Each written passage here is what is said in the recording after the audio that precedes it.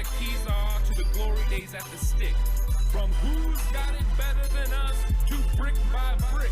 It's always the 49ers way, from off-season to game day. Yeah, we talk back. It's the 49ers Cutback.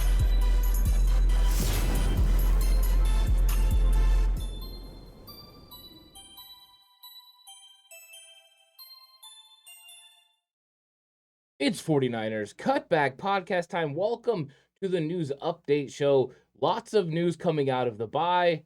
Are you guys ready for 49ers versus Chargers? Well, that's where we're progressing, and the 49ers got a lot of good news, some interesting news as well, but a lot to go over in this episode. I hope you guys are all having a great day. If you're having a great day, or you're just happy to see me because it's been a while, please go ahead and hit the like button, subscribe if you haven't already. I'd really appreciate it. Let's get into this. This is going to be a fun episode. It starts with some really good news because on Monday, the 49ers had a little bit of a light practice coming out of the bye week, reacclimating to football again. I'm sure they enjoyed themselves. But Deebo Samuel's back. Deebo Samuel has come back and started practicing. That is good news for the San Francisco 49ers.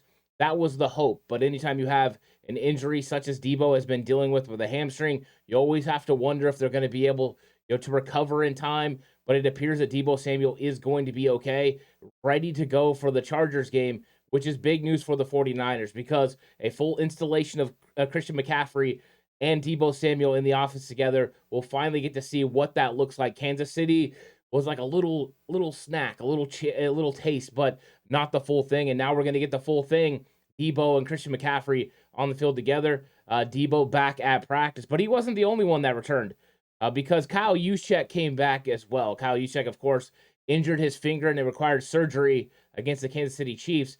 He had the surgery. Everyone that watched the game against the Rams could see him on the sideline with his arm up, held in the cast. But he's back, and that's good news for the San Francisco 49ers because they need Kyle Juszczyk. And just an offense that has Juszczyk, Deebo, and CMC, just so many guys that can do so many versatile things. It's going to be exciting. So you would expect the run game to take even a bigger tick in the right direction than it did against the Rams with the guy that makes it all happen in Kyle Juszczyk. Well, him and George Kittle, but it's good news. And more good news happens because right now we're on the good news train for the 49ers, and I'm enjoying it, is Jennings returned as well. Jennings, of course, missed the Rams game. He was out with a hamstring injury as well, him and Deebo suffering from something similar. And once again, another guy that's very impactful, blocking in the run game, but also catching on third down. So Jennings coming back is absolutely fantastic news for the 49ers. And the 49ers just kept with the big news all day long on Monday. That's because also Elijah Mitchell's window has been opened, and now he is going to start practicing. We have been talking about this for a long time. This was the thought process that Elijah Mitchell was going to come back for the Chargers game after the bye. It's his 8 weeks are up. He got injured in week 1. He had a sprained MCL. It was 6 to 8 weeks. We knew they were going to be careful with him, make sure they worked him back nicely. Now they've opened his practice window, and he is going to be eligible to play against the Chargers. I think he's the most likely of the guys who had their window opened to play this week. The other one that was open for is Azeez Al-Shaair. Kyle Shanahan a couple weeks ago said Azeez Al-Shaair is probably a couple weeks behind the timetable of Elijah Mitchell, but they opened up his practice window on Monday. So he has 21 days, of course, to be activated to the active 53-man roster and be able to play in games. We've seen them wait until the last minute for a player like Jason Verrett, so they have time. They don't have to rush this, but it means Azeez Al-Shaair is getting close. Now, when they asked Azeez about this, Azeez said he's going to play. He plans on playing. He feels good. He's ahead of schedule. It was Kyle Shanahan who said, I don't think he'll return right after the bye. He thinks he has a couple more weeks. So we'll see what has progressed over the last couple weeks, but that's good news for the 49ers. Of course, against the Rams, Dre Greenlaw didn't play. So having Oren Burks, and them going pretty much entirely in the nickel with Jimmy Ward fulfilling that third linebacker role, it could be very pivotal to get Azeez back. That way, if Dre's not able to go, you at least have a linebacker to play in that position. So Azeez potentially coming back, and a practice window open for Colton McKivitz as well. McKivitz got injured early in the season. He's been out as well. Same thing. It was all three of these players with sprained MCLs. Colton McKivitz, of course, is the swing tackle. He can play both sides. He had to come in against Denver and take over for Jalen Moore, and he did a pretty good job. And then it was kind of robbed in that week 4 matchup against the Rams where he got hurt and he wasn't able to come back. So he's been on the shelf. His window's open. Whether he comes back this week is still to be determined, whether he's activated for the game against the Chargers. But the 49ers moving in a healthy direction, and that is fantastic news. We just talked about 6 players that returned to practice. 49ers getting healthy at the right time. Fantastic news for the 49ers. One player that we've continued to monitor is Jason Verrett. Jason Verrett had a full week of practice before the Rams, some of it limited. He was back on the practice field on Monday, preparing potentially to play the Chargers. We're now 2 weeks farther along than we were the last time we were talking about Jason Verrett. So Verrett is inching closer and closer to being able to get out there. How the 49ers plan on using him, still unknown. But John Lynch, in a recent interview with Matt Mayoko, said that he is considering Jason Verrett a wild card. And if they can actually get him on the field and he can produce, he could make big things happen for their team. So I think they're optimistic, yet very cautiously optimistic that Jason Verrett's going to make an impact, which means I think they're going to continue to take their time with him. We'll see if they continue to ramp up good days. That's what John Lynch said. If he ramps up good practice and stacks good performances and good practices without needing that recovery time, then he will be potentially able to go. So Jason Verrett getting closer and closer to being available for the 49ers. Kyle Shanahan said this before week 1 never even happened. He doesn't care if it's week 4, week 8, or week 17. If you can get Jason Verrett back for the season, he's going to make an impact on this team. And I think that's exactly what they're hoping. Now, the news that came out regarding Eric Armstead was a little bit more interesting, as there had been all the news about the plantar fasciitis. He had the foot injury, of course, and then we reported the week after when he got hurt against the Rams, it came out that it was actually the other foot and other ankle that was bothering him. But the news about what it was, the thought process was it was an ankle sprain.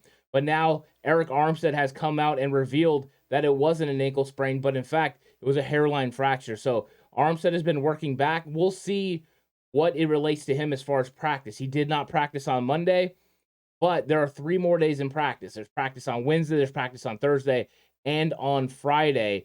So there still could be a determination on Eric Armstead. Of course, he wants to get out there.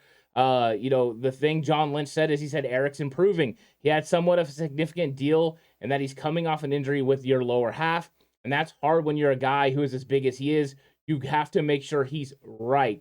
So that's what they're working on, making sure he's right and healthy and ready to go. They did not put him on IR. I think the belief and hope was that he was going to recover faster than he did because it was a hairline fracture. But he has been unable to do so. But caution is the key. Armstead is going to get out there here in the next couple weeks. It'll either be this week against the Chargers or next week against the Cardinals, which could be an absolutely huge game as well. Another division game, that one being in Mexico City. But Armstead is getting closer. I would say it's more imminent than it has ever been. And I think that's good news for the 49ers.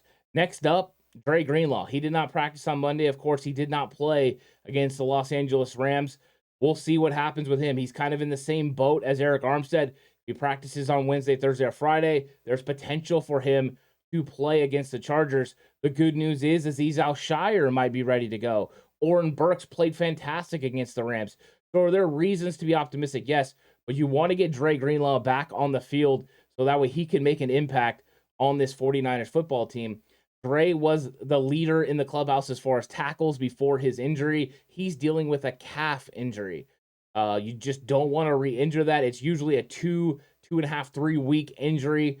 And we're getting to that point where it looks like he could be healthy, but if he goes out and he gives it a try and it's just not there, you go ahead and you rest him. You make sure he's available for the Monday game against the Cardinals, which is more important, a divisional matchup and also an NFC matchup, which the 49ers need to continue to win. Yes, you want to win every single game, but in the grand scheme of things, winning against the Cardinals on Monday Night Football is more important than beating the Chargers on Sunday night.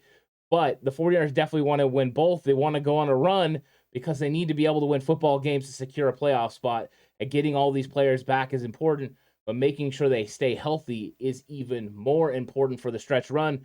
So Dre Greenlaw could be coming back here pretty quick. And I think that is good news for the 49ers. Getting healthy in all the right spots. Of course, we know they did lose Emmanuel Mosley for the year, right? They lost Maurice Hurst for the year. We are still unknown about Javon Kinlaw. Will Javon Kinlaw come back this season? He said he's doing everything he can to get back. He wants to play really bad. It's just something they have to continue to deal with. So the 49ers could have to look another direction. John Lynch talked about that a little bit in the Mayoko presser as well, that there's always options out there that they're monitoring, keep an eye on. We'll see if they end up addressing the defensive tackle position. But right now, with Armstead potentially coming back over the next couple weeks, the 49ers are about to get stronger on the interior defensive line. And with Azeez and Dre Greenlaw here back in the next couple weeks, wow, this defense is going to look good. The 49ers also made a signing. So last week, they brought in a lot of receivers and defensive backs to work out, a list that included Austin Mack and also Mohamed Sanu. But the guy that they ended up signing is neither one of them. But it's a Sharp out of Tennessee, was a part of the Tennessee. Tajay Sharp is from the Tennessee Titans, and they signed him. He's 6'2", 194 pounds, a former 5th-round pick out of UMass, and he's 6'2", 194, so he's got a lot of size. I like the size overall. Some of his stats, he's 27. He's got 117 passes for 1,397 yards and 8 touchdowns and 66 appearances. 36 of those starts with 5 years with the Titans, Vikings, and Falcons. So he's been to a few teams, but he's played a lot. That's good news. Another key veteran the 49ers can add to the practice squad. Of course, they've had to use Willie Snead. They've had to use a lot of guys. They've had to bring them up and have them be a part. Malik Turner as well. Early on in the year, they used him primarily for special teams. So the 49ers have to continue to bring in receivers. We'll see. There's all the talk about Odell Beckham. We'll see what materializes from all of that. But overall, fantastic news for the 49ers. You have 6 players imminently coming back, 3 of those getting their practice windows open with Elijah Mitchell, Colton McKivitz, and Azeez Al-Shire. Guys returning to practice with Deebo Samuel, Jawan Jennings, and Kyle Juszczyk. And then you have some good news. Armstead's getting close. Jason Verrett continues to work his way back. The 49ers are reaching full strength at the right part of the season to make a stretch run, go after this thing, try to win the division, and make a play in the playoffs. So getting healthy at the right time is the news for the 49ers. More good news after the huge win against the Rams. Now a lot of people are coming back. It's a good time to be a 49er fan. Hope you guys all enjoyed this news update. Looking forward to more great news as the week progresses. Of course, if more good news comes out, come right back here to the 49ers Cutback. We'll have the news for you. So I really appreciate everyone for coming through, liking the video, subscribing. We'll catch you on the next one. Until then, stay safe, and remember the right way is always the 49ers way.